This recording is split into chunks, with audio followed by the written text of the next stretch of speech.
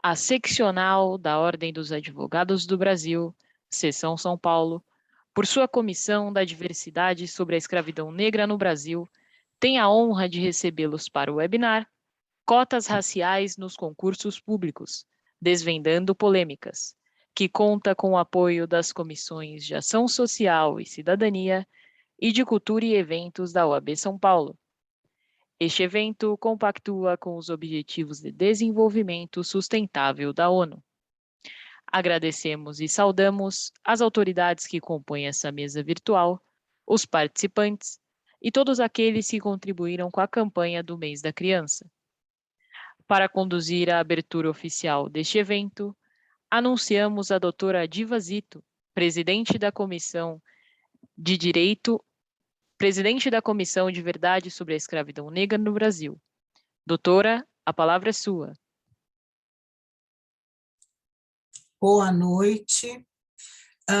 É um prazer, mais uma vez, a Comissão da Verdade sobre a Escravidão Negra no Brasil poder discutir um tema de tamanha relevância para nós e contar com a participação dos nossos ilustres palestrantes, professora Elisa Lucas, secretária executiva adjunta da Secretaria Municipal de Direitos Humanos do município de São Paulo, e também do doutor Daniel Almeida dos Santos, coordenador de Igualdade Racial da Secretaria Municipal de Direitos Humanos e Cidadania de São Paulo.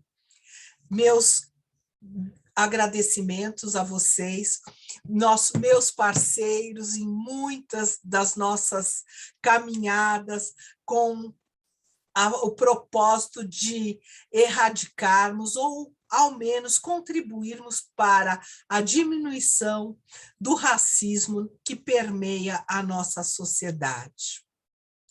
Para mim, tê-los aqui nessa noite é uma grande satisfação, tendo em vista a trajetória dos senhores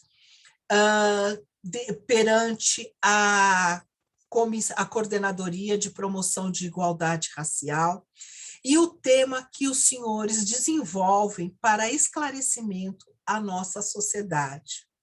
E hoje aqui nós trataremos de um tema de extrema relevância, que são as cotas raciais, que tendo em vista ser uma medida de reparação pelas sequelas impostas aos descendentes dos escravizados. A Lei Federal 12.711, de 2012, conhecida como Lei de Cotas, regulamentada pelo Decreto 7.824, também de 2012, foi uma grande conquista para a população negra.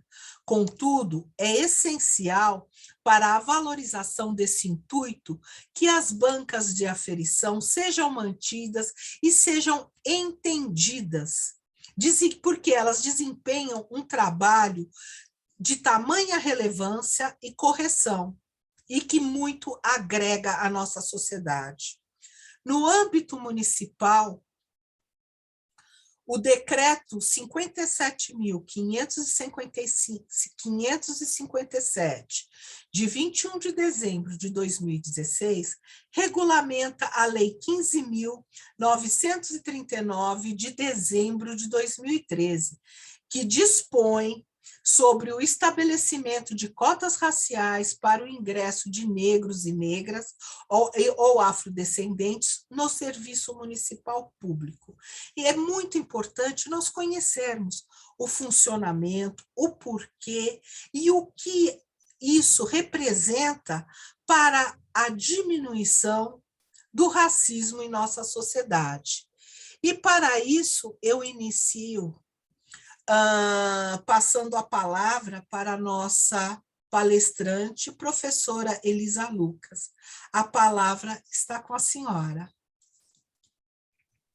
Boa noite a todas e todos presentes nessa noite, né? Fria de temperatura, mas quente, eu acho que nos nossos corações, né? Por trabalhar com parceiras tão importantes como é a OAB, no caso aqui especificamente com a doutora Diva Zito, que é presidente da Comissão da Verdade sobre a Escravidão. Queremos agradecê-la muito por esse espaço, por essa oportunidade de estar falando aqui sobre, principalmente sobre a questão de cotas.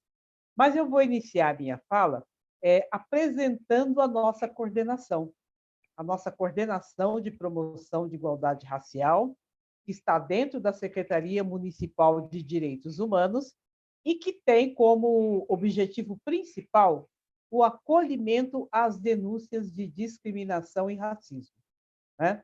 E aí a gente também tem como atribuição a implementação de políticas públicas, como, por exemplo, a que foi citada agora há pouco pela doutora Diva, a questão das cotas, né, que abordaremos aí durante o programa.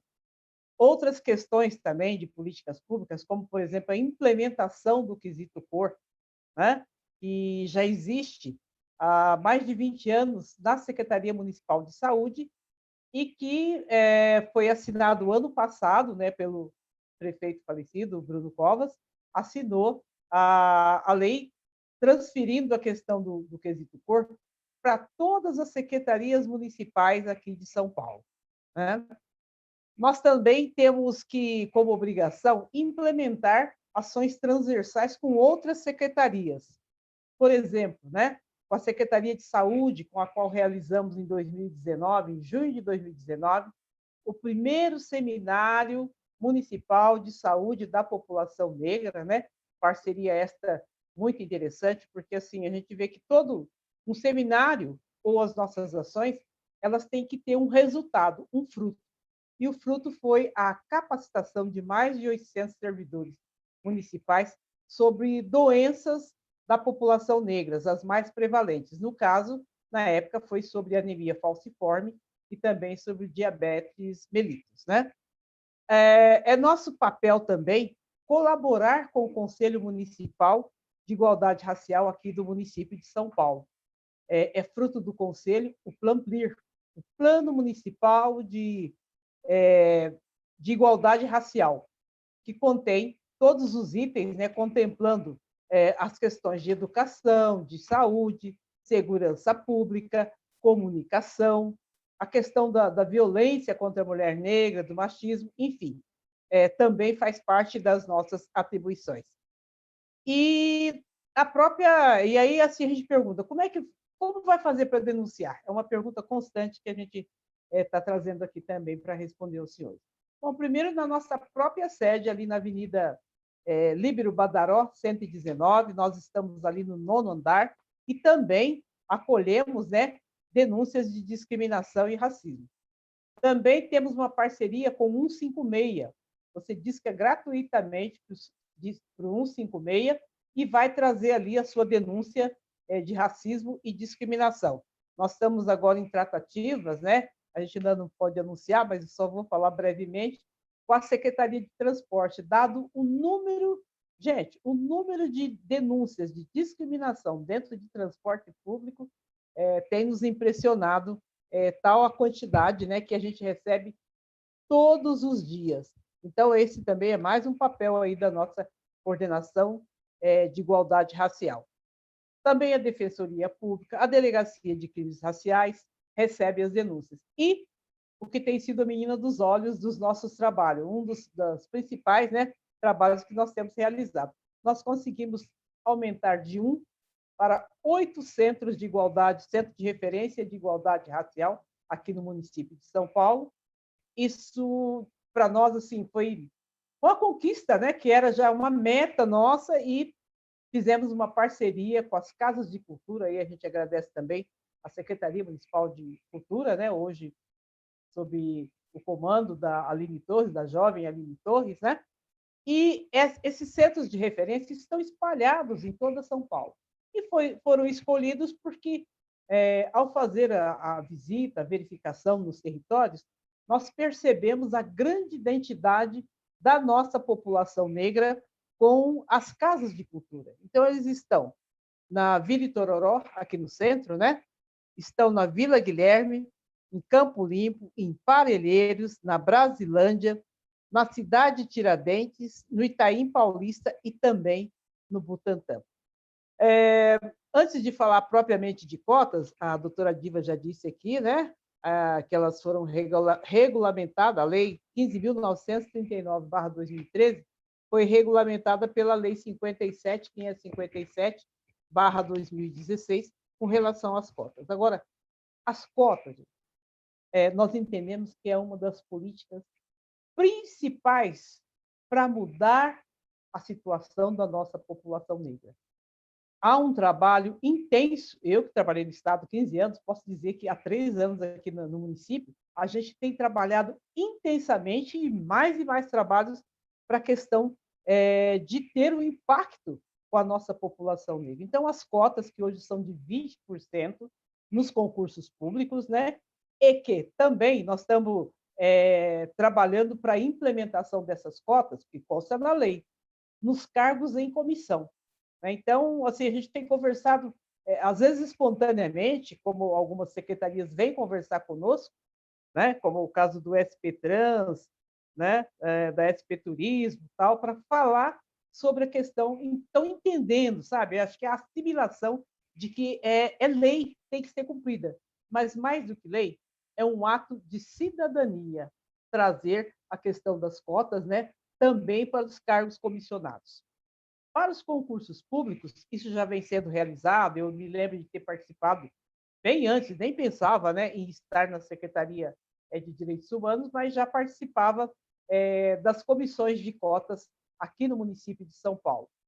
E, assim, eu vejo essa questão das cotas, que foi preciso ter um adendo, que é a comissão para avaliar, tecnicamente, as pessoas, né, para avaliar os casos de fraudes das cotas em concurso público.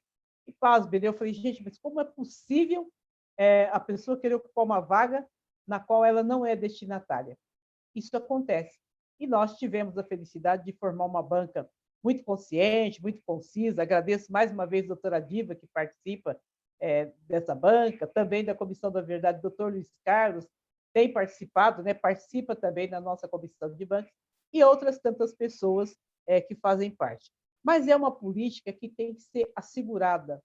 A gente tem que defender e embasar muito as cotas para que não fique nessa falácia de que é mimimi, de que não é necessário, aquela conversa de que todos somos iguais. E às vezes a gente fica, né? Eu falei, ainda fico aborrecida, a gente se acostuma, quando a gente vê as próprias pessoas negras sendo contra as cotas, dizendo que isso é mimimi, né? Quando, na verdade, é uma política pública com um efeito real. Né? É através das políticas públicas que nós conseguimos que aqui na Prefeitura de São Paulo haja um número, né? Ampliou o número de procuradores negros, por exemplo, dentro da nossa prefeitura. E vem mais e mais ações que eu não vou especificar aqui, que o nosso coordenador e eu e a nossa equipe estamos trabalhando com relação a essa questão de cotas, para a gente ampliar mais e mais. Né? A gente precisa, por exemplo, cotas nas empresas que participam de licitação. Isso é uma coisa assim, é uma luta, né? E nós vamos conseguir, estamos trabalhando para chegar nesse consenso. E como o próprio título aqui diz, né? Cota é uma questão social. Gente, é através de cotas que muitas famílias, de repente, têm o seu primeira pessoa entrando para uma universidade pública, tendo condições. Aqui a gente sabe da resistência que aconteceu. Participei em 2010 das discussões em Brasília, né? Acompanhei as discussões do Supremo Tribunal, a resistência de muitas pessoas, e depois a gente viu passar por unanimidade a aprovação das cotas nas universidades. E, em seguida, em 2014, vieram as cotas em concurso público.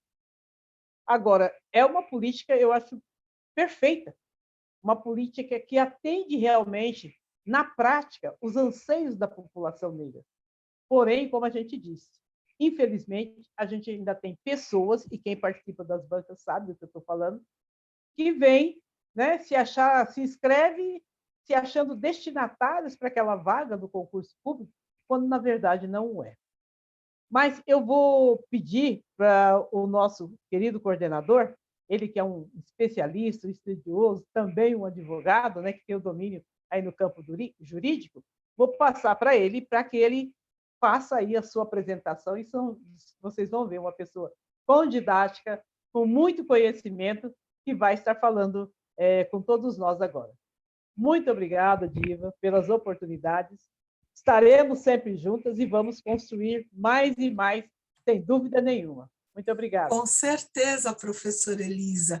E eu pequei, porque eu não anunciei, quando lhe apresentei, que a senhora é membro da nossa Comissão da Verdade sobre a Escravidão Negra no Brasil.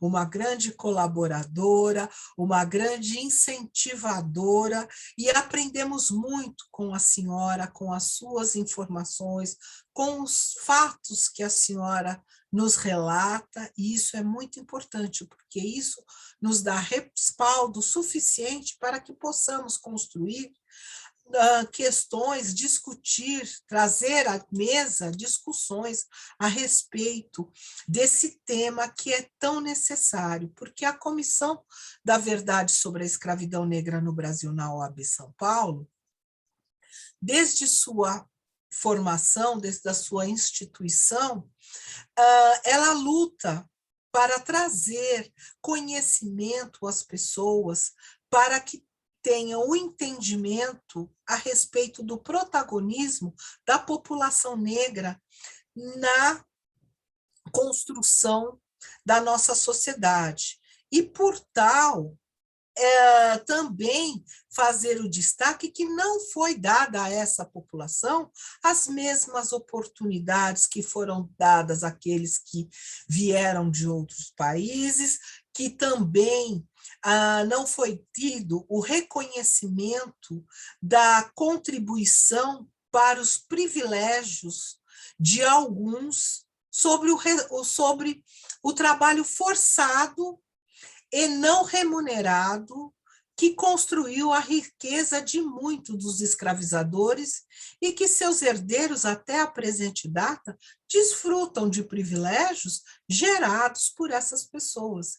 Então, cabe à nossa comissão trazer todos os temas interessantes e necessários para a mesa, para discutirmos e entendermos o porquê das cotas raciais, qual é a função e o papel dessas cotas, porque não são concessões, e sim são medidas reparatórias. E para isso, tenho certeza que o doutor Daniel irá nos explicar e expor de maneira brilhante, como ele sabe fazer, contribuindo para mais essa formação de entendimento. Doutor Daniel, boa noite, e a palavra está com o senhor. Boa noite, doutora Diva.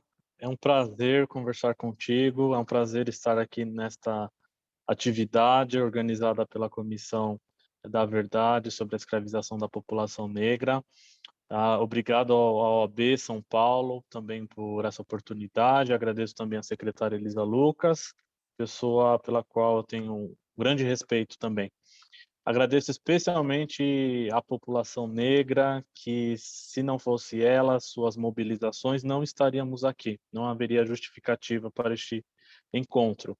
Durante esta conversa, nós vamos pensar aí em alguns marcos normativos, mas também pensar que essas conquistas decorrem exclusivamente aí da força e da resistência negra, ok? Então, eu faço inicialmente essas ponderações porque, se não fossem aí os movimentos sociais organizados negros, não estaríamos aqui.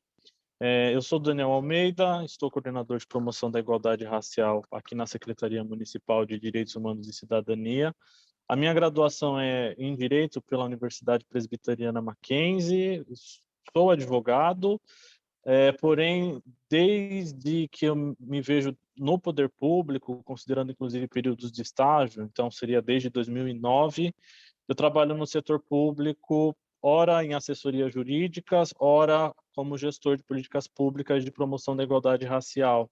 Também tenho alguma experiência em gestão de políticas de saúde, mas eu digo isso para tentar apresentar o meu perfil. Não sou, por exemplo, a pessoa que cresceu dentro das mobilizações sociais. Eu cresci dentro da burocracia, dentro do poder legislativo, dentro do poder executivo. Minha experiência em relação a esses temas referem-se à gestão pública ou à produção de políticas públicas, tá? Então, talvez eu traga algum conteúdo nessa perspectiva institucional. Eu até vou tentar compartilhar a minha tela, porque eu gosto muito de trabalhar com slides, tá? Eu acredito que deu uma travada aqui. Se eu não conseguir compartilhar a tela, não tem nenhum problema. A gente traz aqui os conhecimentos sem os slides. Até eu deveria ter feito essa prevenção, tá? Mas não tem problema. Eu vou tentar conversar com vocês sem meus slides transmitidos na tela, mas eu gostaria de conversar com vocês pautado numa bibliografia, tá? Hoje eu vou estar pautado aqui no André Cicalo. É um professor que ele busca analisar as políticas de ação afirmativa direcionadas à população negra, com base na experiência das cotas raciais nas universidades públicas. Por que eu trago esse tema, né? A gente poderia conversar imediatamente sobre as cotas raciais dos concursos públicos, mas a gente tem que lembrar que na experiência brasileira, um marco normativo, a questão paradigmática, a primeira questão submetida à apreciação do STF, referiu-se às cotas raciais no ensino superior. Então, a gente não pode desconectar um diálogo sobre cotas raciais nos concursos públicos sem uma conversa sobre cotas raciais no ensino superior. Até porque as pessoas que vão exercer o direito à cota racial nos concursos públicos, uma parte considerável delas é representada por pessoas que foram destinatárias das cotas raciais no ensino superior. A doutora Diva me alertou que minha tela está fechada. Eu vou pedir, por favor, para que confirme se eu voltei. Voltei, doutora? Obrigado. Então, só vou fazer um ajuste aqui na minha tela. A doutora continua me vendo? Se puder abrir o áudio e comentar comigo, agradeço. Perfeito. Obrigado, doutora Diva. Então, vamos Agora começar. sim. Muito obrigado, doutora. Esse universo tecnológico eu ainda tenho dificuldade, tá? Mas vamos que vamos. Vamos pensar que é necessário a gente dialogar sobre as cotas raciais a partir de dados, né? Porque são os dados que vão justificar como a gente vai definir nosso sistema jurídico, como a gente vai produzir as leis. As leis representam um pavimento, né, um asfalto para as intenções da sociedade. Então, a gente vai produzir esse asfalto a partir da realidade social. E quando esse autor olha a realidade social brasileira, ele identifica que, historicamente, pensando no ensino superior, e não precisa ser pesquisador para saber do seguinte, principalmente nas universidades públicas, quase todas as vagas foram ocupadas por pessoas brancas, né? E possivelmente de uma classe média, uma classe alta, ou seja, são oriundas de escolas particulares, de alto padrão, enfim, e o predomínio racial aí na história das universidades é branco. E os dados mostram também que brancos vão apresentar, por exemplo, lá em 2016, eles estavam com uma média de 8 anos de estudo, enquanto que os negros estudavam por apenas 6,2 anos. Então, a gente tem uma diferença na realidade que, nessa corrida social, a população negra ela sai atrás. Tá? Existe toda uma questão histórica do período da escravização, do pós-abolição, como o próprio mercado de trabalho ele foi disponibilizado, o mercado de trabalho formal foi disponibilizado exclusivamente à população europeia branca, como a população negra, infelizmente, ela teve que ocupar o mercado de trabalho informal ou, por vezes, nem conseguiu ir para o mercado de trabalho, tá? Mas é bom a gente identificar que, na questão das cotas raciais nas universidades, existe uma provocação sobre como esses espaços não eram democratizados. Até hoje existe certa dificuldade de democratizar esses espaços numa sociedade onde uma população negra, na prática, ela vai alcançar quase 60% dessa demografia, enquanto que no âmbito universitário a gente não vai identificar essa população, não vai espelhar a realidade brasileira, certo? Então fica inicialmente essa provocação, no sentido de que a realidade demonstra aí um contraponto entre as ruas e os bancos universitários, né? E a gente tem que lembrar sempre que antes de pensarmos nas cotas raciais nos concursos, antes de pensarmos em ações afirmativas no âmbito das empresas, precisamos falar sobre ações afirmativas em relação ao ensino superior. Porque se nós não tivéssemos essas ações afirmativas, possivelmente não chegaríamos a ter as cotas raciais nos concursos públicos, por exemplo. E constantemente é apresentado como argumento contrário, né, como muitas pessoas sabem, a meritocracia, como se o sistema das ações afirmativas fosse incompatível ao princípio da meritocracia. Porém, esse princípio precisa ser constantemente revisitado, né, de acordo com as mudanças sociais, de acordo com a realidade social, para que possamos extrair dele o que de fato é igualdade de oportunidades, né? Então vem aquela antiga questão, uma questão relativa ao princípio da isonomia em seu sentido formal e o seu sentido substancial. Formalmente, todos são iguais perante a lei, porém, na prática, à medida que os grupos raciais na realidade brasileira não apresentaram a mesma trajetória, nós precisamos aplicar mecanismos de nivelamento ou redução de desigualdades. Algumas pessoas até comentam que nunca vamos alcançar uma igualdade racial, porque à medida que o racismo estrutura a sociedade brasileira, seria impossível que, ainda que 100, 200, 300 anos de ação afirmativa, dessem conta aí de uma sociedade que foi enraizada a partir do racismo. Mas temos como pensamento que as ações afirmativas elas vão reduzir os danos ou reduzir as desigualdades. A partir disso, vamos pensar aí um exemplo das ações afirmativas, que são as cotas raciais, tá? Então, a gente tem a questão da meritocracia altamente discutida na DPF 186, pensando agora na perspectiva judiciária, oportunidade em que o STF identificou o seguinte: critérios ditos objetivos de seleção, critérios empregados de forma linear em sociedades tradicionalmente marcadas por desigualdades interpessoais profundas, como é a nossa, acabam por consolidar ou até mesmo acirrar as distorções existentes. A prova do vestibular, assim como uma entrevista tradicional numa empresa, elas postergam os objetivos trazidos aí por uma sociedade racista, que discrimina.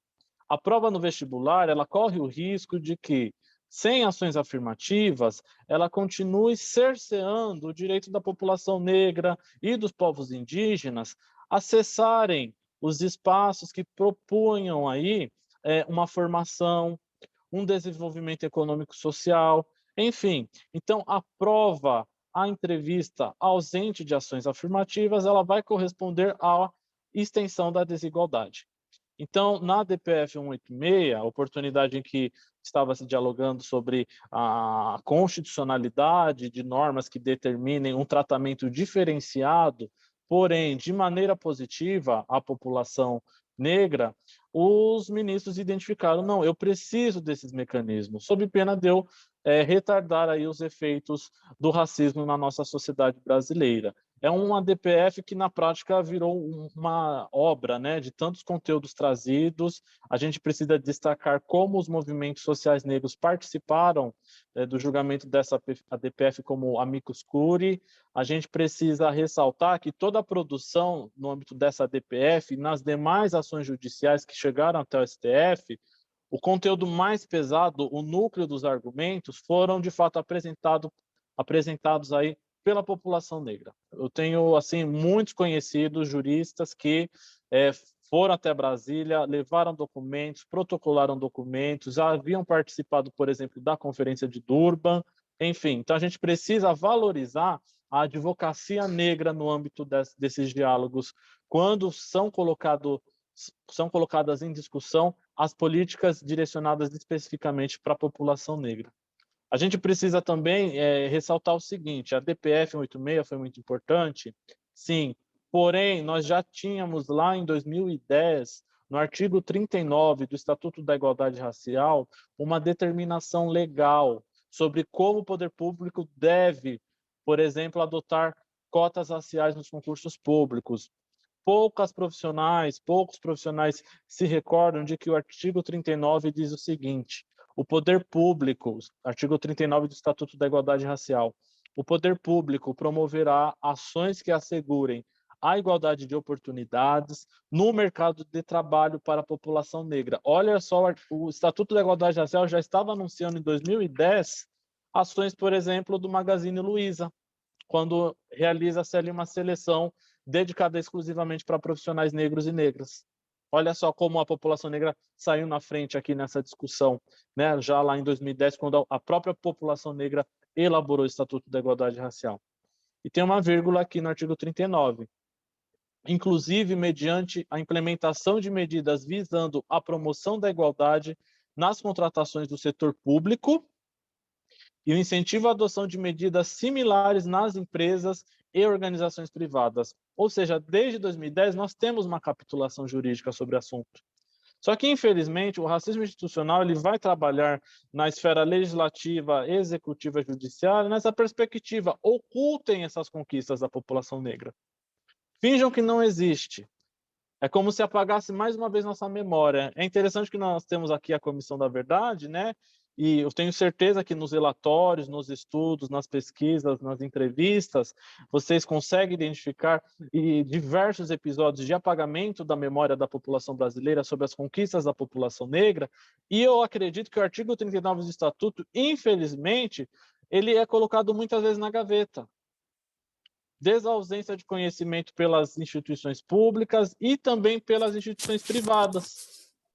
E hoje nós temos empresas comandadas, lideradas por pessoas não negras, que se apresentam como inovadoras e lideranças no tema, elas se esquecem de reconhecer quem de fato propôs todas essas conquistas, e parece que foi determinada instituição, vou ser bem explícito aqui, presidida por pessoas brancas que estão fazendo um favor para profissionais negros quando contratam ou colocam um edital específico para pessoas negras. É uma ação positiva? É, mas muitas vezes omitem que isso resulta especificamente aí desse sacrifício da população negra. Acredito eu que na produção do Estatuto da Igualdade Racial, na consolidação de argumentos no âmbito das ações judiciais que correram ali na STF, foram dias e madrugadas de trabalho jurídico de advogadas negras e de advogados negros. E não tem preço esse trabalho. Seria difícil quantificar esses honorários, mas a gente sempre precisa valorizar que todas essas conquistas decorrem aí de toda essa genialidade jurídica negra. Tá? Então, na DPF tivemos essa discussão, onde o STF consolidou o entendimento de que as ações afirmativas são constitucionais, atendem ao princípio da isonomia em sua substância. Existem outros marcos normativos, por exemplo, na questão da Conferência de Durban, uma declaração internacional assinada em 2001 pelo Brasil. Então, pensamos que em 2001, centenas de países reuniram-se em Durban para afirmar o seguinte entendimento e o seguinte compromisso. Então, foi uma carta assumida internacionalmente. Não basta a nação brasileira determinar que o racismo seja um crime imprescritível, por exemplo. Não basta prever num Código Penal a injúria qualificada pelo elemento racial. É preciso também colocar a mão no bolso. É preciso também investir em políticas públicas de ação afirmativa. Foi um compromisso internacional pelo qual o Brasil falou o seguinte: eu vou prever orçamento específico para políticas voltadas especificamente à população negra. Então, não basta ter aquela postura, não pode praticar racismo e ficar inerte. Eu preciso, além disso, ser antirracista e projetar dinheiro, recursos públicos. Séculos atrás, nossos tributos eram direcionados para o pagamento de viagens de pessoas vindo ali da Europa.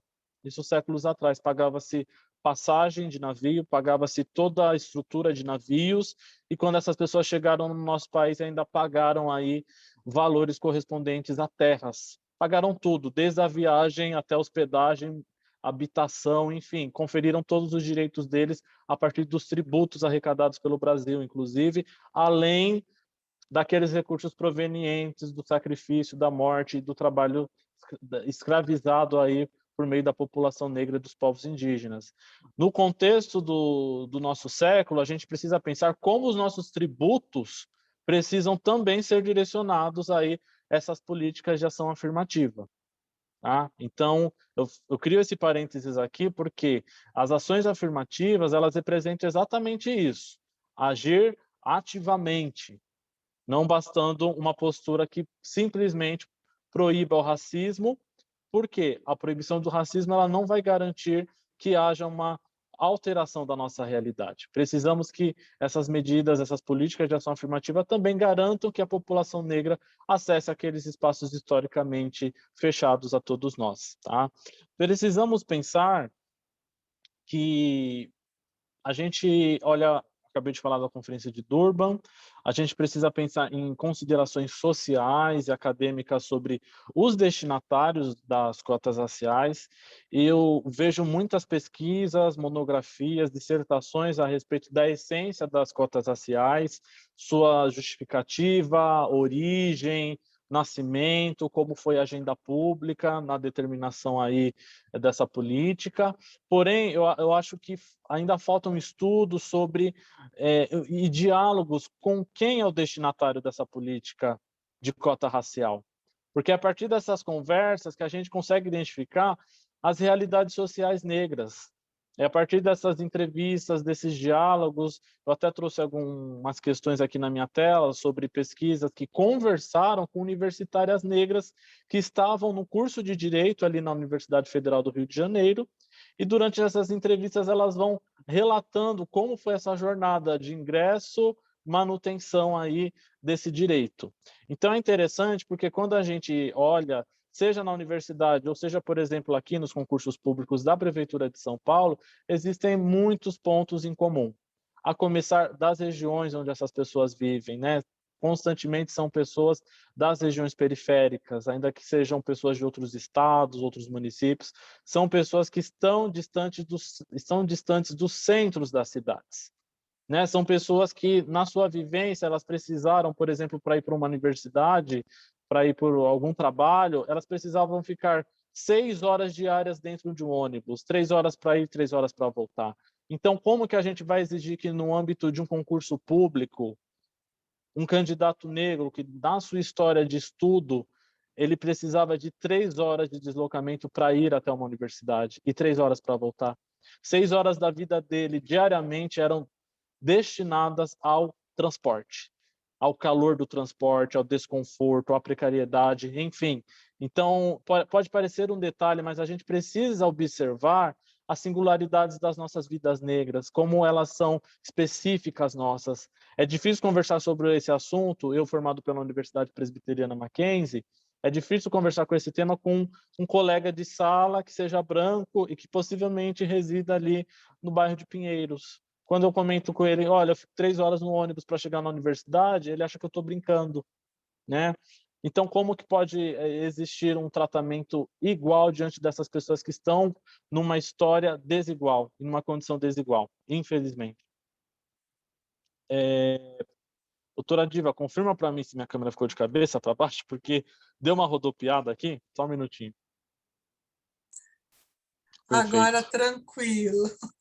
Obrigado, doutora. Imagina.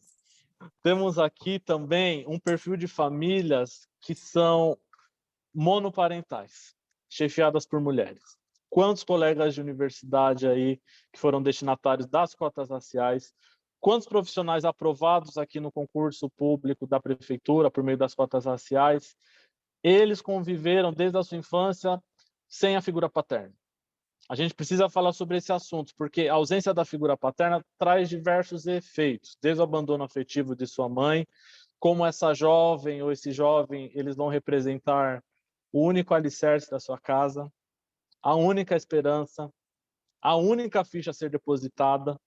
Então, existe todo um significado social das cotas raciais, quando a gente traz a história de vida de cada pessoa destinatária dessas cotas, que vão falar muito, muito mesmo. Então, a gente precisa fazer essa análise além do edital.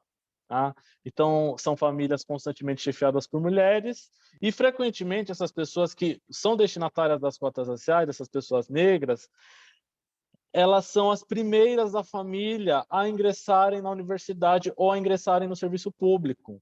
É muito interessante esse dado. Então, elas passam a ser um modelo, não só na família, mas também no bairro.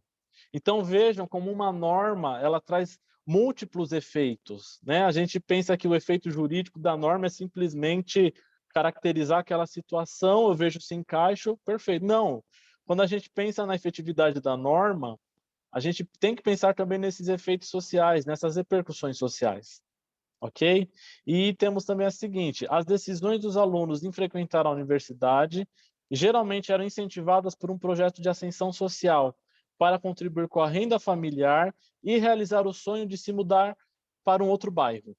A questão territorial, volto nela, que as cotas raciais vão representar também uma mudança na organização urbana da cidade. Olha que interessante. Amanhã a gente pode ter um edital para concurso de procurador do município. E possivelmente esse edital vai permitir com que uma jovem negra que hoje reside a 3 horas aqui do centro da cidade, ela seja aprovada e ela tenha condição de se estabelecer, se for do desejo dela, num bairro onde ela deseja estar. Simplesmente isso, exercer o direito à escolha do local onde eu quero morar. Porque hoje a gente vive uma realidade que cada vez mais os aluguéis mais caros, dificuldade de acesso à moradia, dependendo da situação, você é obrigado a viver num outro município vizinho a São Paulo, por exemplo.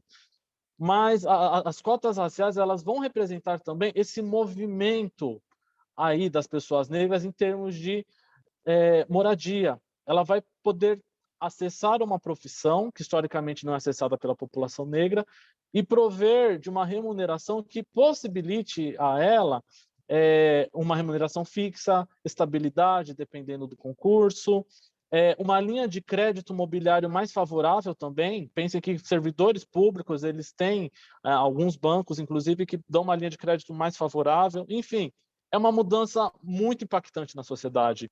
Eu conheço procurador do município aqui da cidade de São Paulo que hoje mora na Vila Madalena.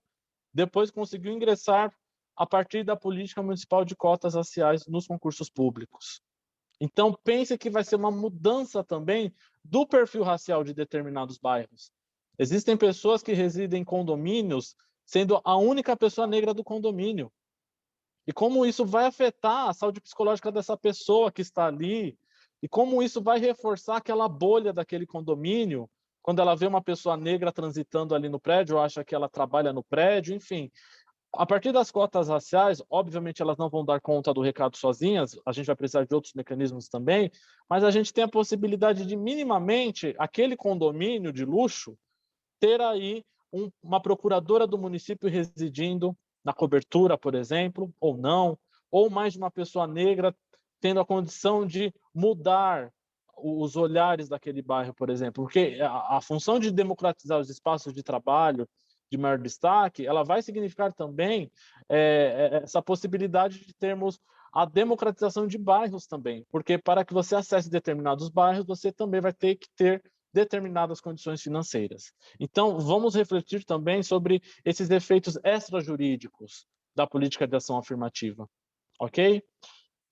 Precisamos conversar sobre raça e gênero, porque existe uma questão, é uma frase de uma das jovens cariocas entrevistadas ali na Universidade do Rio de Janeiro, que ela fala o seguinte: é sempre o homem que sai de casa. Tem vários significados essa frase. É sempre o homem que sai de casa. Um dos significados pode ser o abandono da figura masculina em relação àquela família, ele vai embora, ele abandona. A gente também tem a seguinte situação: dependendo o homem negro que consegue uma condição mínima, assim, muito rasa, mas consegue uma certa, entre aspas, autonomia financeira e ele deixa a família para trás. Quando a gente pensa nas ações afirmativas, nas cotas raciais, a partir do contexto das mulheres negras, esse é um mecanismo que vai gerar autonomia plena a essas mulheres negras. Ela não vai depender mais da soma de rendas domiciliares, ela não vai depender mais de um esposo que, dependendo, ela precisa passar por situações de agressão para tolerar, para sustentar a sua casa, enfim. Então, as cotas raciais, elas visam também proporcionar autonomia a essas mulheres negras, porque a partir da sua dedicação, da sua aprovação nos concursos, nos vestibulares, ela vai ter mais possibilidades de ter autonomia, de escolher. Então, é muito interessante que nas entrevistas às universitárias ali da Universidade Federal do Rio de Janeiro, fica muito nítido como para aquelas jovens negras, a política de cotas ela vai impulsioná-las aí por uma distância de um cenário machista, de um cenário de dependência à figura masculina. Temos que pensar também na diferença do perfil etário das pessoas que ingressam pelas cotas raciais, seja nas universidades ou nos concursos públicos, porque a gente tem uma forte probabilidade de que, quando a gente olha para os cotistas e para as cotistas raciais, elas possivelmente terão uma idade superior às mulheres que não são cotistas raciais e aos homens que não são cotistas raciais. Vou ser bem mais objetivo. No âmbito do edital de concurso público, existe muita probabilidade, assim como a gente nota no ensino superior, em termos de idade, as pessoas brancas elas vão ser aprovadas mais cedo, tá? Seja na universidade ou nos concursos. E as mulheres negras, elas vão ter uma diferença aí de alguns anos de idade entre as pessoas que não foram aprovadas pelo concurso. Até porque existem diversos fatores aí, né? Por exemplo, quantas jovens que foram destinatárias de cotas raciais no ensino superior e precisaram trabalhar muito antes de pagar um cursinho, precisaram trabalhar com ainda crianças, por exemplo, precisaram praticar alguma venda, quando jovens eram assistentes de loja, ou eram babás, enfim, cuidavam de alguém, além do trabalho doméstico, enfim. Então, dependendo esses fatores de que a população negra trabalha mais cedo, a população negra trabalha desde criança praticamente, seja menina ou menino, isso vai atrasar alguns acontecimentos na sua vida. Não vai ser diferente dessa população negra, queira ou não, é uma parcela que infelizmente ainda não é expressiva, essa população negra que consegue entrar no ensino superior. Ela entra mais tarde, com uma idade acima da média das pessoas que não são cotistas ali. E os jovens negros, eles vão apresentar uma idade superior ainda à das jovens negras cotistas, uma vez que é um perfil que, devido ao estereótipo de que meninos negros vão apresentar uma força física considerável, dependendo desses meninos com 8 anos de idade, eles já estão vendendo água na rua, né? Ou com seus 15, 16, eles já têm que panfletar na rua, eles trabalham com panfletos na rua, né? Ou então já tem que procurar um emprego de caixa de mercado. Então, é um dos argumentos que os pesquisadores encontram para verificar que existe uma desigualdade de idade aí no perfil das pessoas destinatárias das cotas raciais. Ele traz até uma frase: a mão de obra masculina da classe baixa pode ser mais imediatamente solicitada no mercado e mais bem paga. Até ele faz essa comparação. A mão de obra masculina ela vai ser imediatamente solicitada, pode ser, por exemplo, o ajudante de pedreiro, tá? Mas ainda assim eles vão ser mais bem remunerados do que essas jovens negras aí no mercado de trabalho. Poxa, mas a palestra, o encontro não seria sobre cotas raciais? Por que você está dizendo isso? Eu não posso esquecer o fato de que quantos colegas cotistas raciais na universidade tiveram que trabalhar paralelamente, né? Ou então, quantas pessoas que hoje estudam para um concurso público que precisam trabalhar 8 horas ainda, estão estudando à noite de madrugada. Quando eu olho para os meus colegas que hoje estudam para o concurso da magistratura, do MP, eu consigo identificar muito bem, a partir do perfil racial, que boa parte desses candidatos brancos, eles conseguem parar de trabalhar. Eles conseguem algum apoio pela mãe, pelo pai, por alguma economia que conseguiu fazer no período de trabalho, enquanto que vou usar o termo que mais utilizo, os concurseiros negros, que com todo o direito estão aí buscando a sua colocação no serviço público por meio das cotas raciais, infelizmente eles não conseguem parar de trabalhar. Os boletos continuam chegando, né? E é interessante porque muitas pessoas que se formam por meio das cotas raciais no ensino superior, depois de formados, eles ainda têm uma outra missão, que é levar a família adiante. Por vezes, eles até abrem mão de um casamento, de um relacionamento, porque eu tenho pai, uma mãe, eu tenho tias, eu tenho primos, todos na mesma casa, inclusive. Então, ele é a única ficha ali. Então, ele precisa pagar aquela dívida da tia, senão o nome dela vai para a SPC e Serasa. O tio não conseguiu pagar a pensão, então ele vai dar uma ajuda. Às vezes perguntam, poxa, por que muitas pessoas negras que cursam ensino superior, depois disso não alavancam, né? Esperam assim que imediatamente a gente já compre um imóvel, um carro, enfim. Porque ele representa a última esperança daquela família. A única forma de sustentação daquela família, tá? E eu fico muito pensativo e reflexivo quando essa advogada negra, ela tendo um sonho de ser juíza, ela não vai conseguir se dedicar exclusivamente aos estudos. Então, quando ela se tornar juíza, possivelmente ela vai estar numa idade superior à das candidatas aprovadas brancas, tá? A gente precisa fazer esse tipo de reflexão também.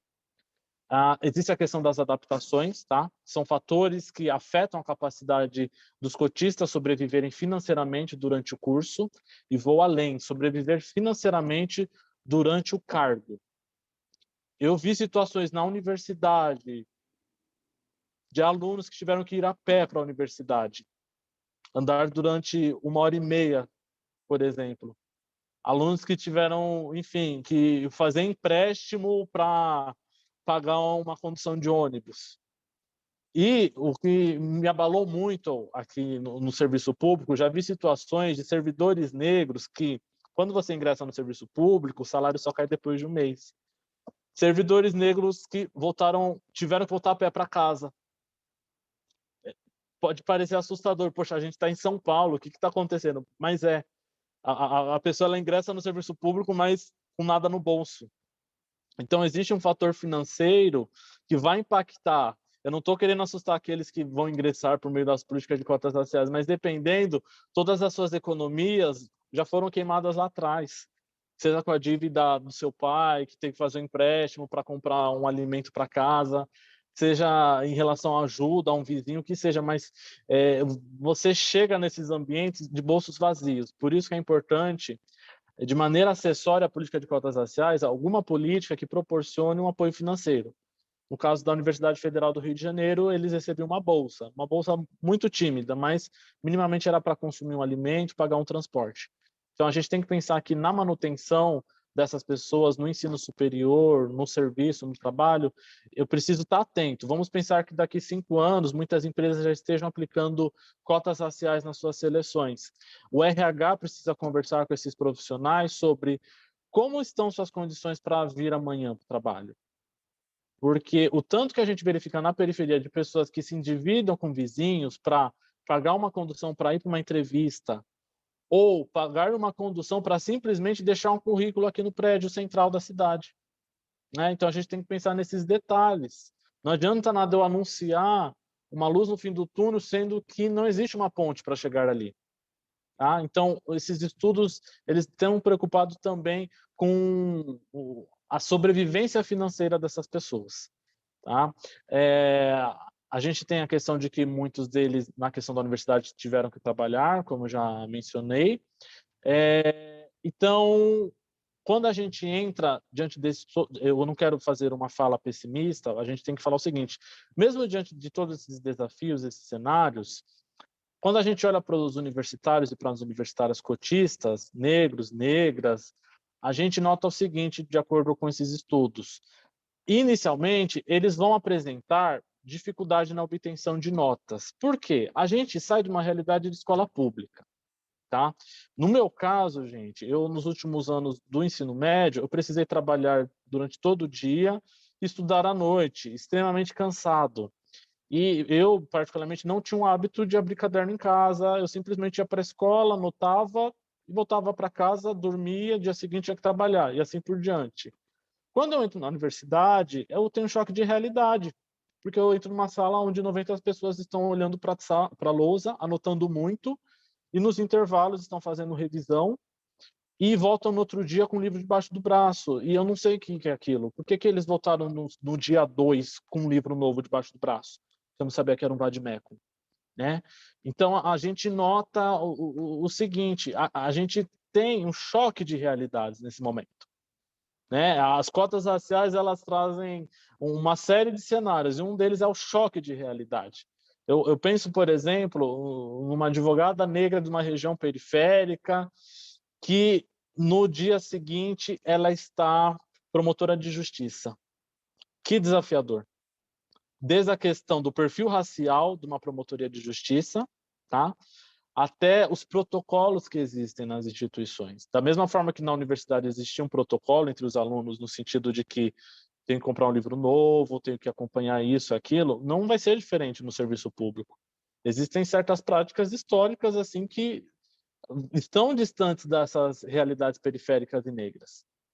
Então a gente tem que pensar como no início da universidade eles vão apresentar dificuldade na obtenção de nota.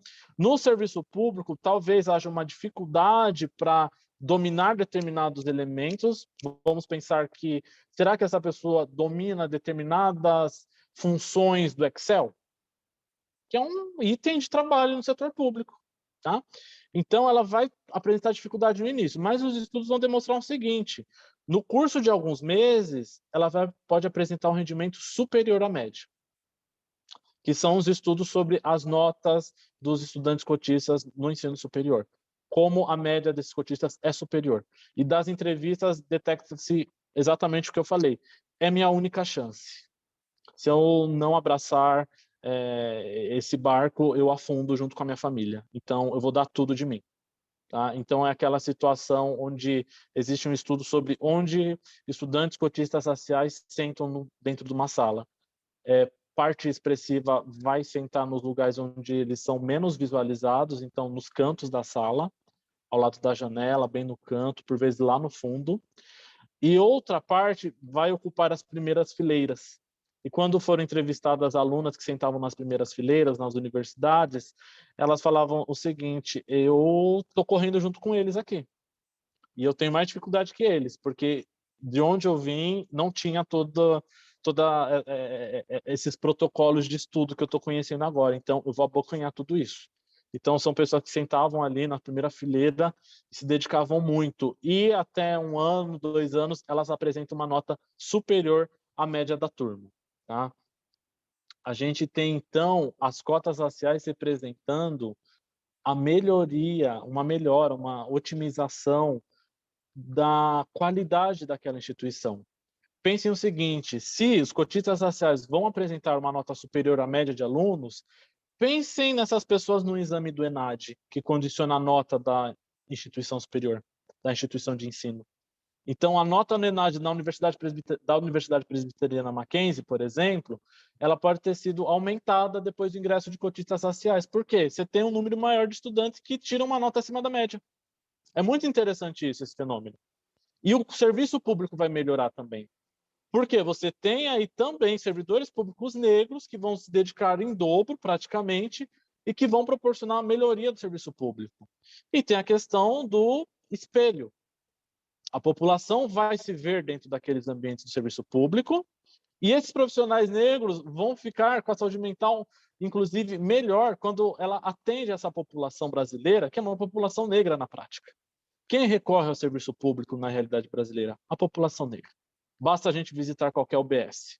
Amanhã, 9 da manhã, estejam em qualquer UBS. Vocês vão ver a população negra aguardando o serviço público. Então, pensem numa médica naquela UBS. É uma troca de positividades ali. Né? É uma médica negra atendendo seus pares, é uma população negra sendo atendida por uma das suas. É muito interessante esse fenômeno também. Tá? Eu gostaria de falar sobre a consciência racial, e aí eu já vou entrar numa questão relacionada à análise das adesões à política de cotas raciais, porque das pesquisas que foram feitas ali na Universidade Federal do Rio de Janeiro, existiam perfis de alunos que estavam exercendo esse direito às cotas raciais, tá? Existiam os alunos que, de fato, sempre se apresentaram como negros na sociedade, então, desde a sua meninice, da sua juventude, se alguém perguntasse, sou negro, ainda que utilizasse, por exemplo, eu sou preto ou sou negro, independentemente disso, estava muito consciente aí do seu pertencimento racial.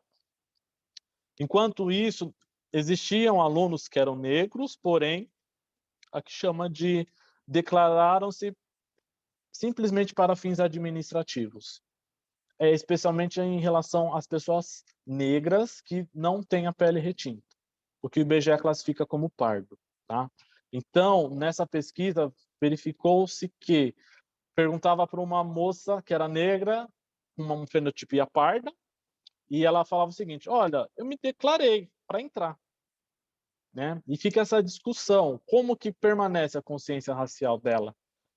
E nas entrevistas nos meses seguintes, conversando com esses jovens, essas jovens, verificou-se que alguns deles passaram-se a reconhecer como negro, agora não somente para fins administrativos, mas também para fins de relação social. Então eles falam, poxa, a partir do momento que eu entrei aqui, eu me declarei negro só para entrar, mas convivendo na universidade, eu descobri realmente que eu sou negro. Por quê? Eu percebi que aquela relação de aquilombação, né?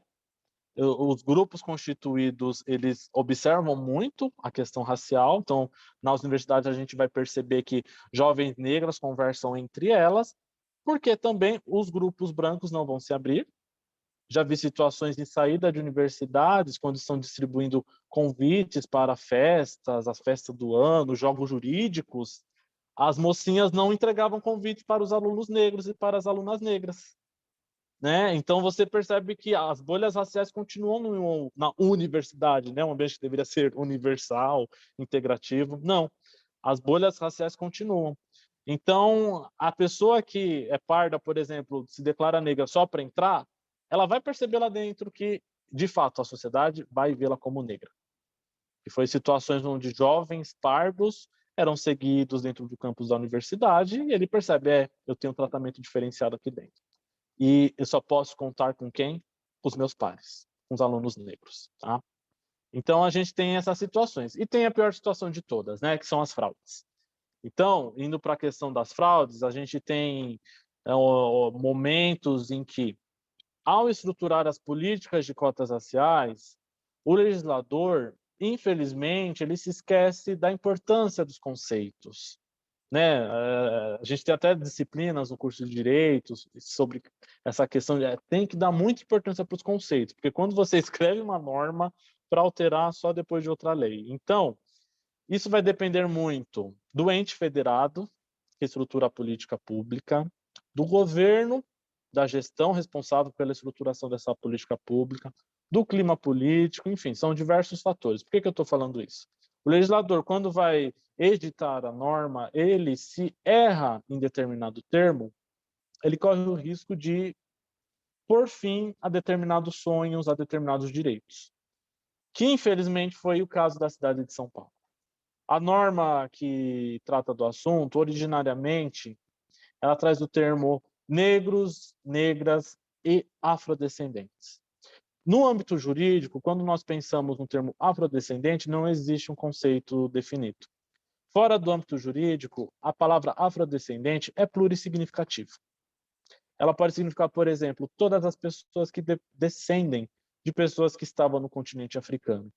E à medida que a ciência demonstra que a origem humana é a África, o mundo inteiro é afrodescendente. Então, o termo afrodescendente, no caso da cidade de São Paulo, ele repercutiu numa dificuldade de implementação da política pública. Porque quando a gente vai para o plano do edital, nós previmos ali negros, negras e afrodescendentes, muitas pessoas aderiram às políticas de cotas raciais a partir dessa brecha do afrodescendente. E muitas pessoas brancas falaram o seguinte, eu sou afrodescendente, vou provar isso. E provaram que eram afrodescendentes.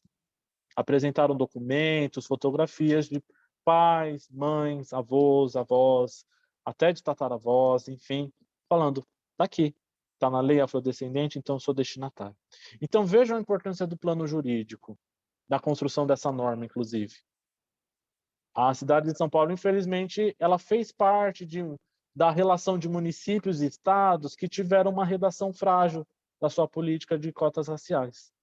Então, temos uma situação onde, inicialmente, pessoas não negras ingressaram no serviço público, estão hoje, até hoje, estão aqui no serviço público, utilizando um direito que deveria ser reservado exclusivamente à população negra.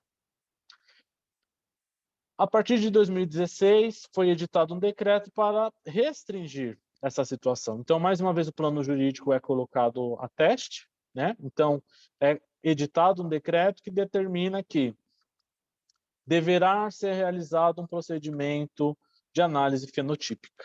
O que significa isso? Você vai analisar o conjunto das características físicas faciais dessa pessoa para verificar se socialmente ela é uma pessoa negra, seja ela preta ou parda.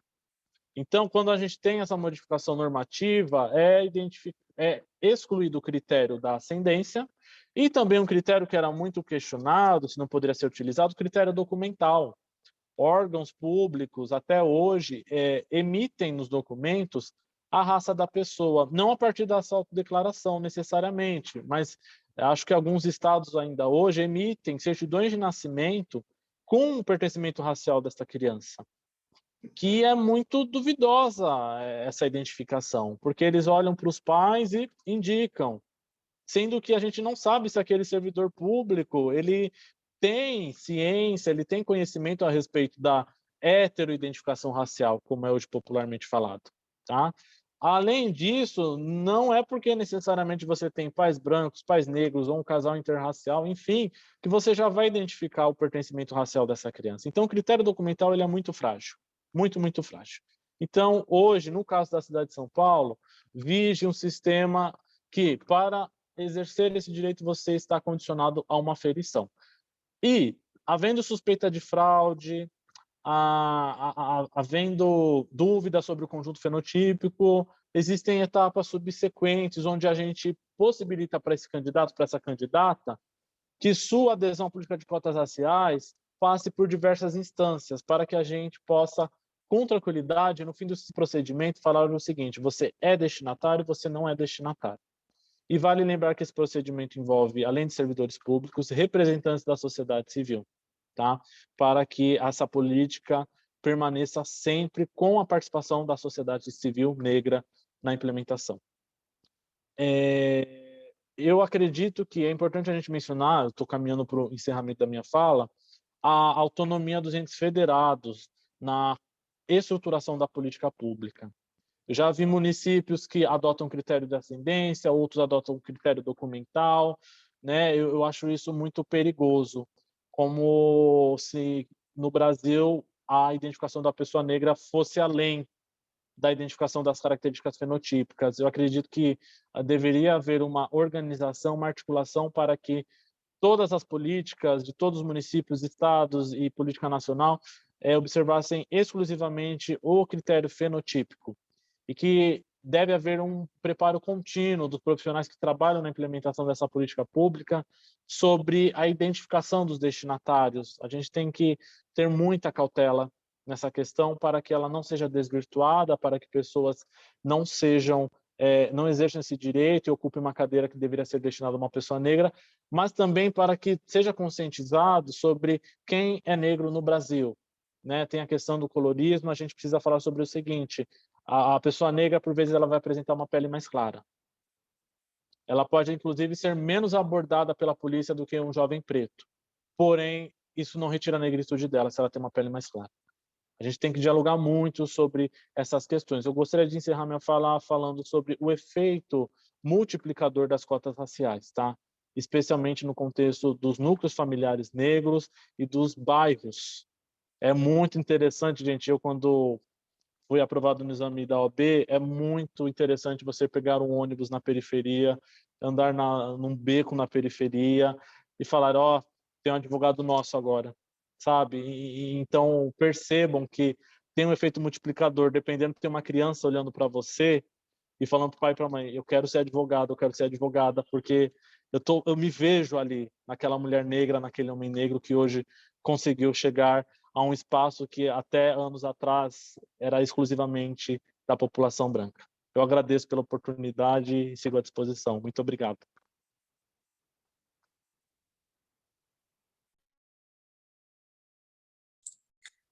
Doutor Daniel, muito, muito obrigada por essa linda, emocionante e também esclarecedora palestra.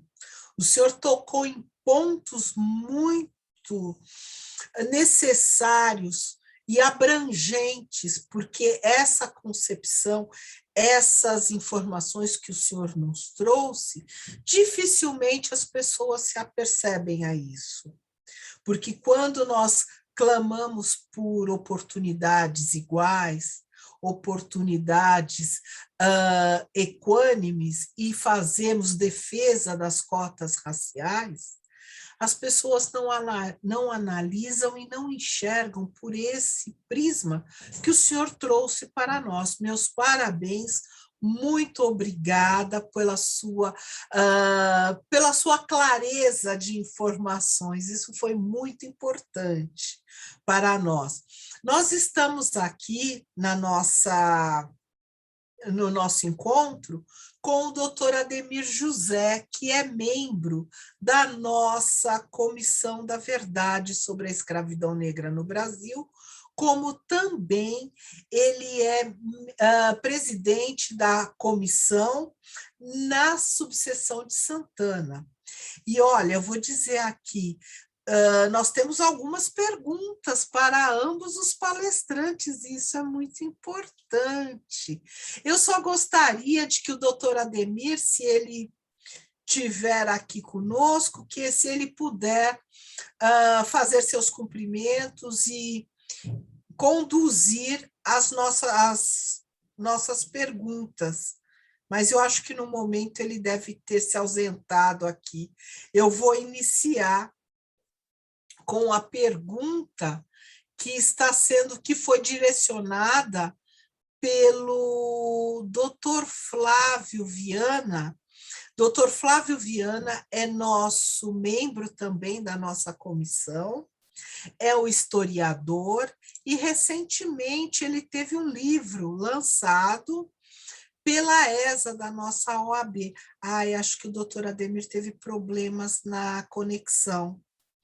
Ele acabou de sair aqui, mas talvez seja o problema na conexão que ele já vinha informado. Então, eu vou fazer a pergunta para o doutor Daniel, que o doutor Flávio Viana, nosso membro, ele trouxe para nós. Deixo a seguinte pergunta: o palestrante vê risco de retrocessos nas políticas públicas afirmativas no ano que vem, com o passamento de 10 anos das primeiras leis de cotas? E pergunta também se há clima para, num ano eleitoral, renovarmos as cotas por mais 10 anos. Perfeito. Vejo, sim, possibilidade de retrocesso, ainda que a gente não estivesse com esse calor político, esse clima político. A gente tem que refletir como, historicamente, a gente tem aí o perfil racial no legislativo brasileiro. Tá? É uma questão assim que eu sempre bato nessa tecla. Eu sempre, na minha concepção pessoal, tá? Eu não sou filiado a partidos, mas eu, pessoalmente, eu sempre busco candidatos negros e candidatas negras aí nos momentos de eleição, tá? Uma questão pessoal minha, tá? Faço esse destaque do Daniel, não é do servidor, não é da coordenação, uma questão pessoal minha. Eu acredito muito que as mudanças normativas positivas à população negra estão condicionadas aí à formatação do legislativo. Tanto é que, quando a gente verifica quem são as autoras e os autores dos projetos de lei que buscam benefícios direitos para a nossa população negra, constantemente são parlamentares negros e negras, né? Então, a gente tem que fazer, primeiramente, este olhar. A condição, por exemplo, de projetos de lei que versem sobre direitos das mulheres estão altamente condicionados ao fracasso no universo de um legislativo quase totalmente formado por homens. Então, olho primeiro para essa questão.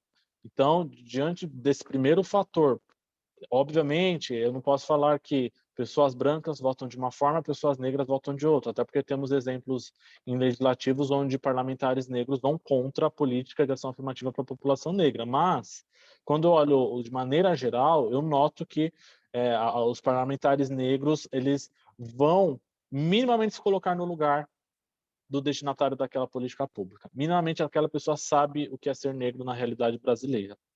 Então, eu também penso que esse atual clima político ele vai sim dificultar que um tema focado na população negra ganhe destaque e a devida importância num momento de pandemia, num momento de crise econômica, num momento que, apesar dessas catástrofes sociais, quase nenhuma instância ou pouquíssimas instâncias identificam que é a população negra que morre primeiro numa pandemia, é a população negra que é primeiro demitida e assim por diante.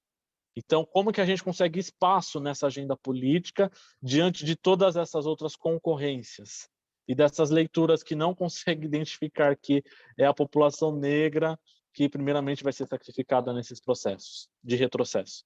Outra observação que eu faço, a importância de que os mandatos, os gabinetes que se dedicam ao tema, por exemplo, um mandato que se dedique à produção de uma norma, ou um próprio Poder Executivo que elabore uma norma sobre o tema, eles devem estar muito bem assessorados. Tá? Eu vou dar um exemplo da cidade de São Paulo, que acho que foi em 2014 ou 2016, quando eu fui consultado, enquanto assessor jurídico, sobre a regulamentação da lei, uma pessoa suscitou essa questão, vamos pôr um prazo de 10 anos. Eu imediatamente falei, não vamos pôr. Mas por quê? As ações afirmativas têm um princípio da transitoriedade, né? Um princípio de direitos humanos para as ações afirmativas. Eu comentei com ela, sim, num mundo onde nós temos aí instituições fortes. Porém, é interessante e estratégico que, quando for produzida essa norma, não coloque data de validade. É o mais inteligente. Porque senão, a cada 10 anos, isso volta para a mesa de discussão. No caso da cidade de São Paulo, nossa norma não prevê esse prazo. Então, a gente dorme mais tranquilo, não tem um relógio regressivo contra a gente, ok? Então, acho que se eu estivesse, ou a gente tivesse um pensamento mais estratégico quando essa norma foi produzida, não teria estabelecido esse prazo de validade, até porque um prazo de 10 anos comparado aos séculos de escravização não é proporcional, tá? Então, a gente sempre evita postular algum tipo de prazo quando a gente produz normas ou alguma política pública para a população negra ou para os povos indígenas.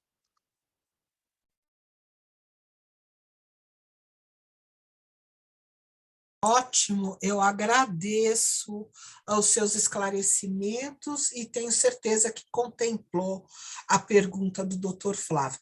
Nós estamos assim em cima da hora, mas nós temos mais duas perguntas aqui, temos várias outras que depois eu repasso para vocês. Doutora Diva, e eu vou abrir o microfone para o doutor Ademir.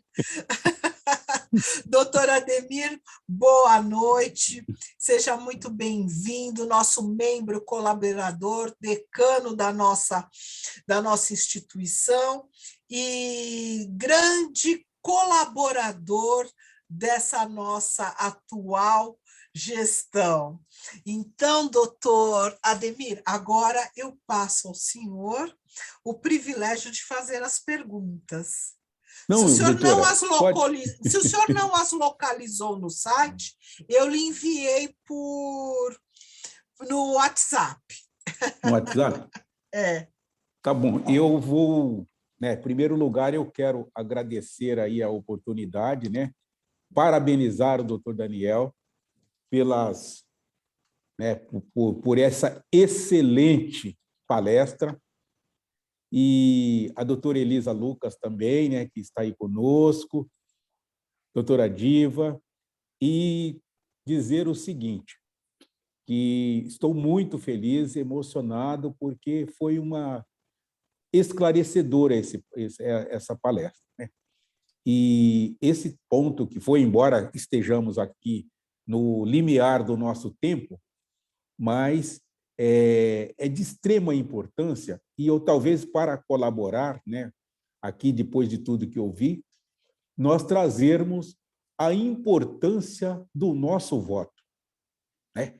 A importância para os candidatos aí que já têm cargo ou que irão aspirar a cargos legislativo em 2022, né? a importância diante desse contexto que foi trazido, há também a importância de que cada um de nós representa um voto. E que, se houver uma consciência coletiva nossa, nós temos o poder de mudar esse cenário, né? E se não conseguirmos mudar agora, a gente pode mudar depois. Então, é que tenha essa consciência, de forma que a gente possa manter, não darmos nenhum passo atrás. Nenhum passo atrás. Então, doutora, aqui eu não estou enxergando direito. Se a doutora puder fazer as perguntas, pode aí fazer, que eu agradeço, e se puder colaborar também. Mas Certamente. aqui é uma questão de enxergar aqui a pergunta. Tá bom, doutora? Então, Que eu estou usando, com certeza. eu estou usando aqui o celular, né? Então aí fica difícil ter o acesso.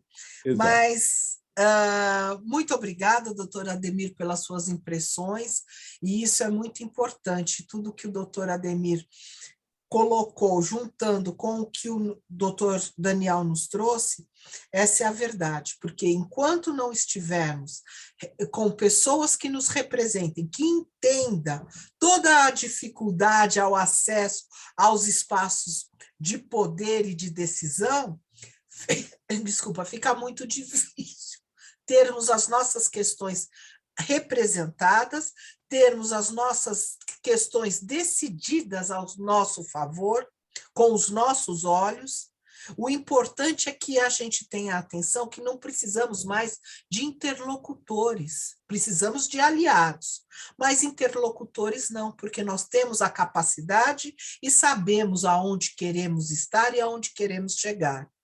Isso é muito importante. E eu gostaria de colocar aqui até uma questão que me emocionou, e é uma verdade. Nós temos muita influência nessas crianças, nesses jovens que estão aí, porque as nossas conquistas foram árduas, mas nós conseguimos estar em espaços aonde a população negra não imagina que possa estar. Então, nós temos um dever para com toda a nossa população do que nós representamos e do que falamos, e também incentivá-los a buscar formas de ascensão e de inclusão dentro da sociedade. Agora, aqui tem uma pergunta da senhora Andréia Oliveira. Ela coloca que é ativista e coach de Vozes da Resistência. E ela pergunta para os dois: qual a opinião dos dois palestrantes com relação às bancas de heteroidentificação para a universidade pública? Temos profissional na área ou são poucos ainda? Essa é a pergunta que ela faz para a professora Elisa e para o doutor Daniel. Bom, vamos lá, né? É muito interessante e oportuna essa pergunta da Andréia, que quer saber a nossa opinião sobre as bancas de heteroidentificação. Bom, primeiro que a política de cotas precisou realmente ser contemplada com essas bancas de heteroidentificação devido à conduta de alguns, né, de algumas pessoas que fazem uma autodeclaração não correspondente à realidade, à verdade, e tenta ocupar uma vaga da qual ela não é destinatária.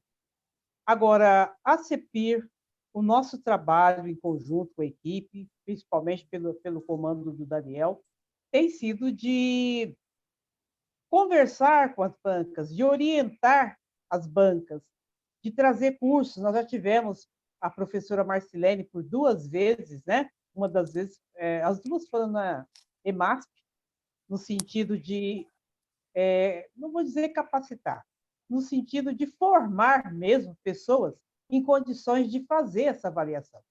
Porque o Brasil, com essa história de país miscigenado, é muito complexa a questão do parto.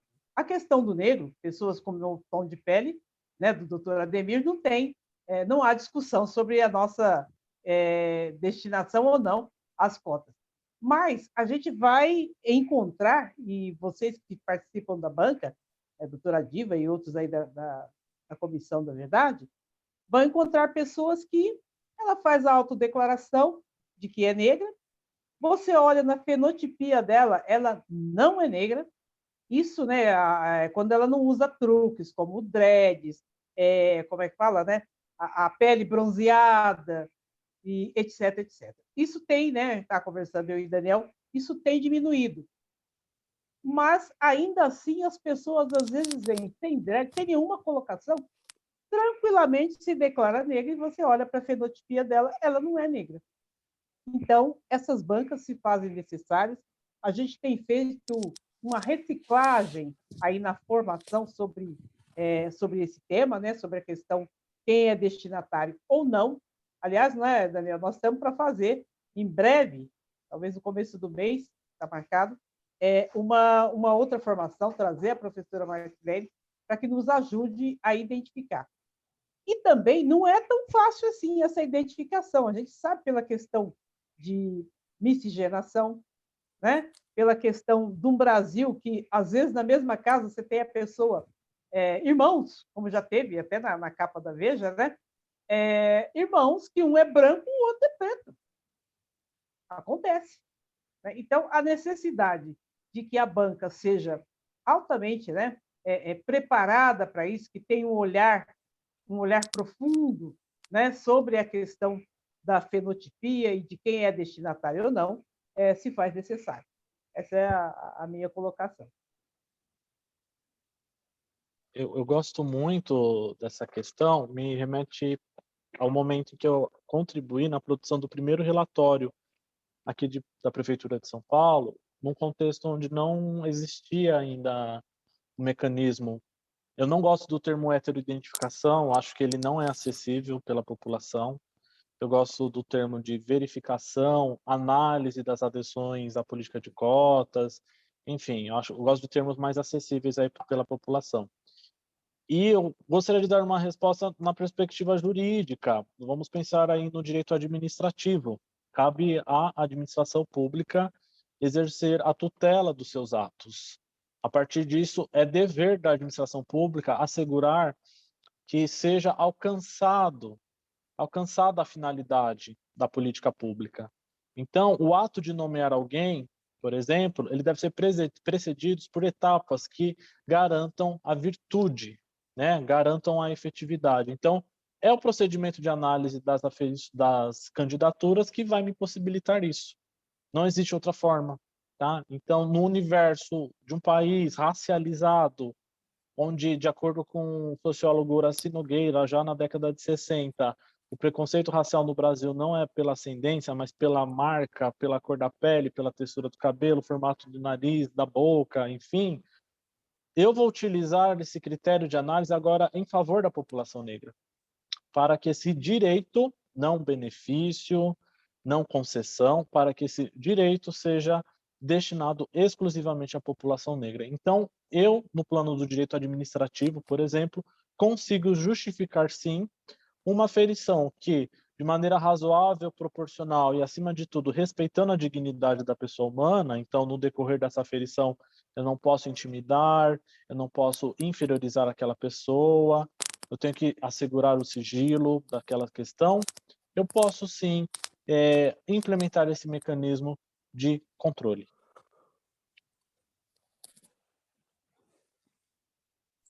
Ótimo, excelente as respostas.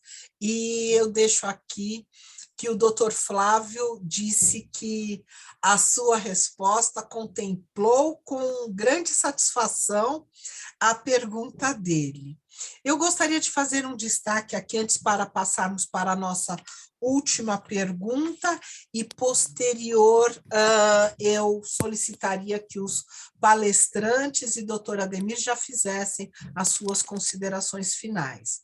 Eu gostaria de agradecer a participação de doutora Alcione Cerqueira, doutora Ariane do Carmo, doutora Carla Aparecida de Souza Rosa, doutor Luiz Carlos Ribeiro, nosso decano da nossa CVEMB, doutor Flávio Viana, doutor Simvaldo e doutor Wagner Barcelos.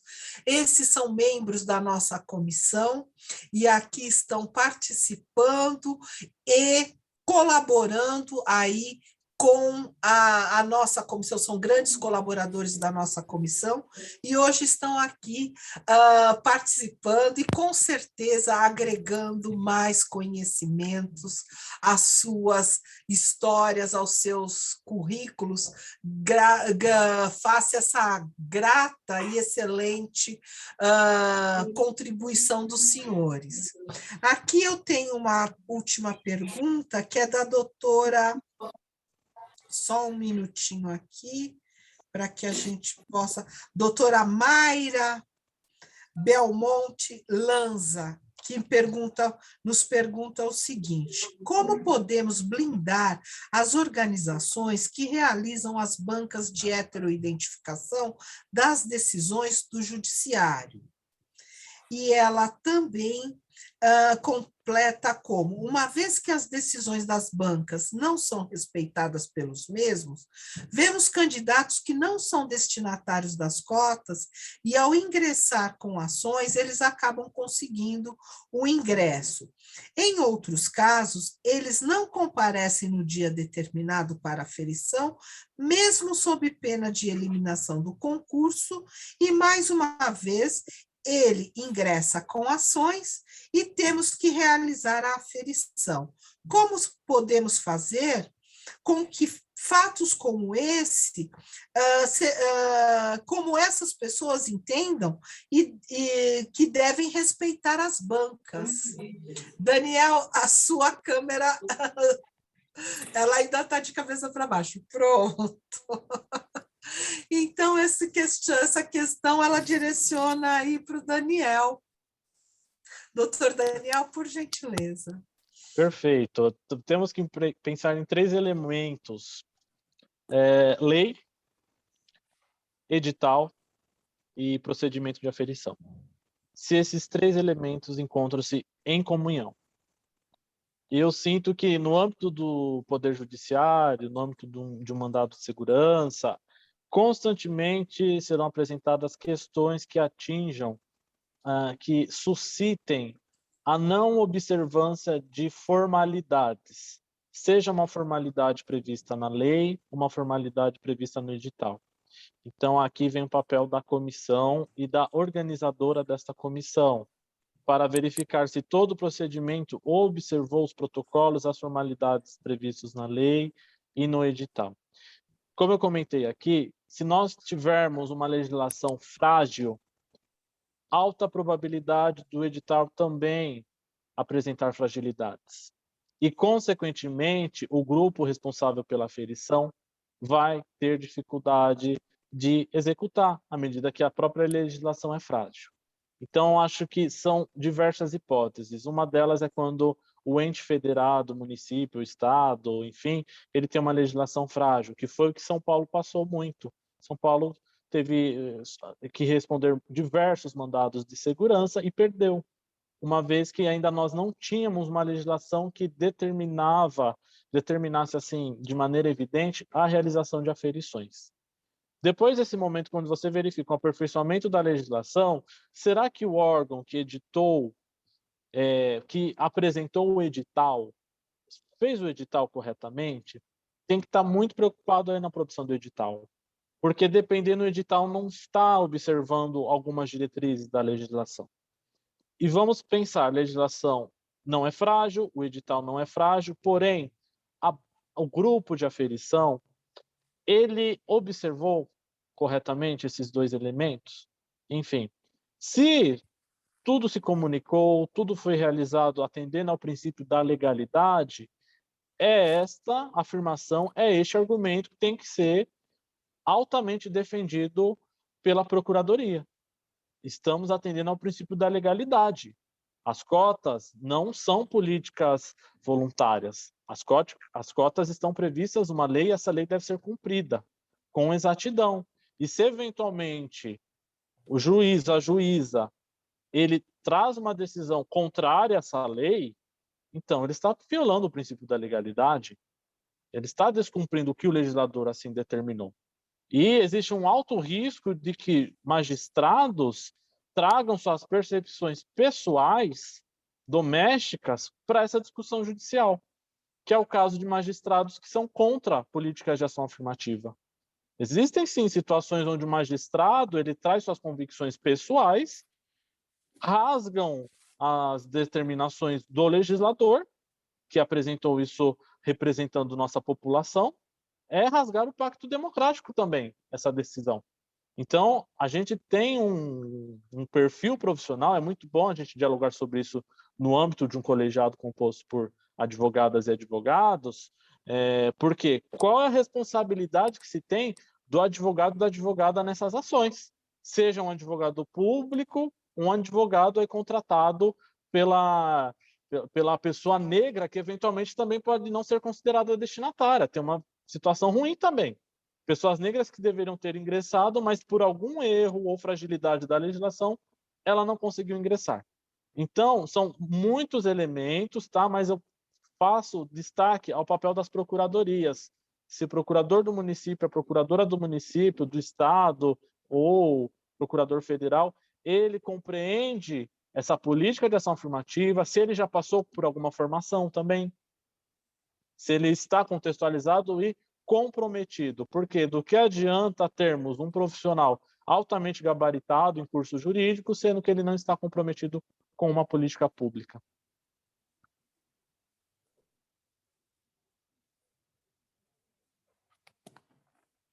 Muito obrigada pelos seus esclarecimentos e a profundidade das suas informações. Isso aí tenho certeza que vai contribuir para todos nós quando nos defrontarmos com uma ação com essas características, com esse objeto. Então, muito obrigada. Professora Elisa Lucas, abro a palavra para a senhora para suas considerações finais. Bom, mais uma vez, nós queremos agradecer pela oportunidade de trazer aqui os nossos trabalhos efetuados na CEPIR. Eu acho que quem estiver assistindo viu a qualidade técnica que tem dentro da CEPIR, principalmente representada pelo nosso coordenador, doutor Daniel. E, assim, eu fico feliz, muito feliz, das nossas parcerias, né? Acho que há uma identificação de gerações, a gente tem aqui o jovem Daniel, temos aqui a Diva, temos o doutor Ademir, que deve ser da minha faixa etária, né? E ver que o nosso intuito, o nosso propósito de ações afirmativas para a população negra vem avançando e vem tendo êxito, principalmente numa política tão séria como a política de cotas. Eu deixo aqui o meu abraço, meus agradecimentos a você, doutora Diva, a todos que compuseram aqui, né, conosco essa noite, e estamos sempre à disposição para outras discussões e parcerias. Muito obrigada. Muito obrigada, professora Elisa Lucas, sou eu que agradeço, em nome da Comissão da Verdade sobre a Escravidão Negra no Brasil, da OAB São Paulo. Para nós é de suma importância essa tratativa, esses esclarecimentos, e também conhecermos a atuação da Coordenadoria da Promoção da Igualdade Racial, porque é um ponto de partida onde podemos buscar orientações e informações e levar para toda a população que se sentir vítima de atos de racismo. Isso é muito importante. Doutor Daniel, as suas considerações finais, por favor. Mais uma vez eu agradeço, parabenizo a doutora Diva por toda a dedicação. Não é fácil estar aí à frente de tantas iniciativas, tantas propostas. Parabéns, doutora Diva. Agradeço especialmente às pessoas que participaram desse encontro. Muito bom rever alguns nomes aqui na lista de participantes. A gente segue à disposição, vale relembrar, racismo é crime, denunciem. Disque 156, estando aqui na cidade de São Paulo. Contem conosco e a gente se vê numa próxima oportunidade. Um abraço. Certamente, eu acho que esse tema aqui, ele não se restringe ao que tratamos hoje, ele é muito mais abrangente e tenho certeza que o doutor Daniel estará sempre trazendo para nós novas informações. Hoje eu me senti muito emocionada e contemplada com a forma, a sutileza, a gentileza com que o senhor tratou esse tema, de tamanha importância, e um outro aspecto, para que a gente possa entender as questões as cotas raciais, como elas influenciam na vida da população, não só da população negra, eu estaria sendo muito restritiva se assim o colocasse, mas para que as outras pessoas não negras, elas entendam como o racismo, ele atinge a nossa sociedade negra, mas também como as cotas raciais dão a oportunidade e abrem espaços para a possibilidade de termos uma sociedade muito mais equânime. Muito obrigada pela sua participação e pela sua generosidade em compartilhar conosco os seus conhecimentos. Doutor Ademir, suas considerações finais, por gentileza? Doutora, faço vossa minhas palavras, né, com um reforço de que, estendendo meus agradecimentos à doutora Elisa, professora Elisa, e ao doutor Daniel, inclusive pelo trabalho, pelo auxílio que eles nos deram aí há pouco tempo, aqui na Universidade de Campinas, diante desse processo nosso das comissões de heteroidentificação e também de um GT que nós criamos para a implantação das políticas das cotas raciais nos concursos públicos. Nós já tínhamos no vestibular desde 2017, mas agora em 2020, né, foi no final de 2020 que eles estiveram conosco, né, onde nós estivemos, final de 2020 não, começo de 2021, março de 2021, e nos auxiliaram de uma forma bastante importante, e nós aqui já temos, eu quero, né, trazer esse ponto aqui, reforçando aquilo que o doutor Daniel disse, né, da importância da harmonia entre a lei, né, o edital e os procedimentos. E, diante no que se toca aos procedimentos, nós temos aqui os cursos regulares aqui de capacitação, a gente chama, eu não sei se pode ser essa palavra, capacitação, mas é de entendimento, né, de aprofundamento na temática, para que nós tenhamos um mínimo de judicialização.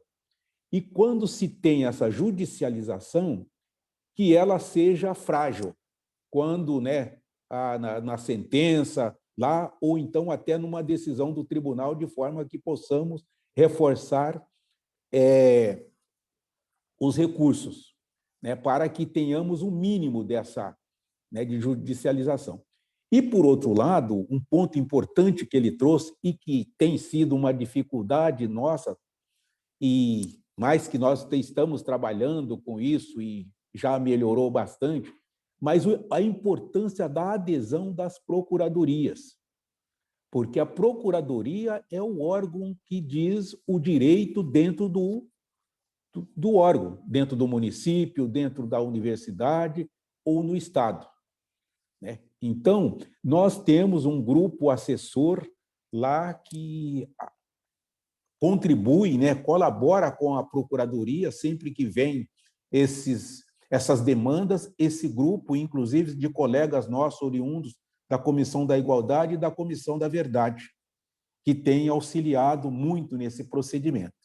Então, hoje isso só foi reforçado de uma forma muito interessante e a gente percebe a importância desse congraçamento, dessa parceria, de podermos estarmos conversando, né, com a Universidade de São Paulo, com a Unesp, com a Prefeitura de São Paulo, com a CEPIR.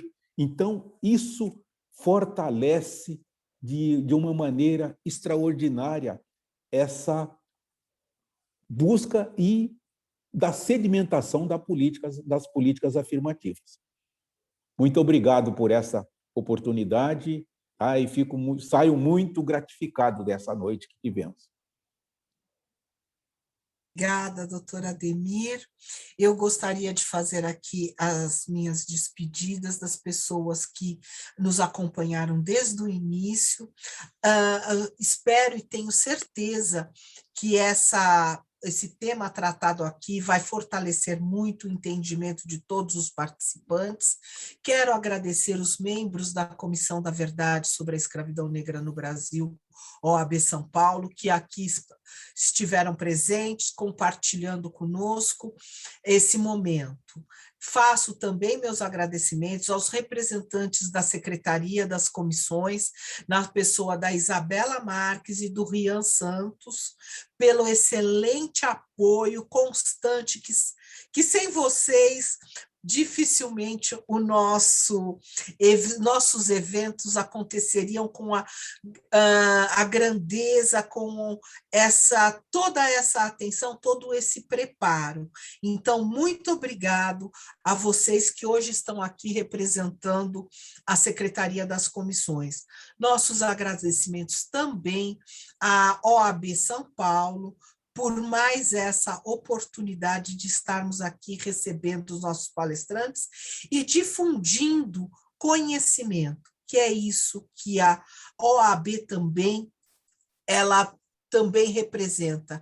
Ela representa a divulgação e a melhor propalação dos direitos para a população.